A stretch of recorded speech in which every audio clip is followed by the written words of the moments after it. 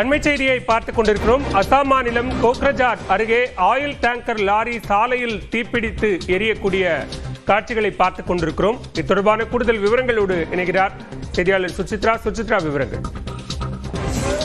அசாம் மாநிலத்தினுடைய கோக்ரஜார் பகுதியில் இருக்கக்கூடிய ரைகுர்பாரி என்ற இடத்தில் தேசிய நெடுஞ்சாலை 27 சென்று கொண்டிருந்த ஆயில் டேங்கர் லாரி என்பது விபத்துக்குள்ளானதில் கடுமையான ஒரு தீ விபத்து என்பது ஏற்பட்டுள்ளது.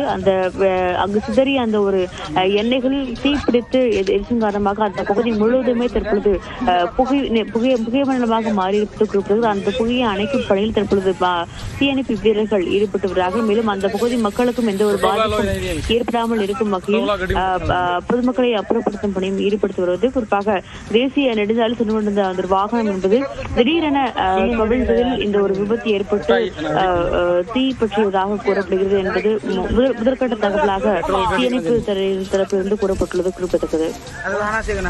விவரங்களுக்கு நன்றி.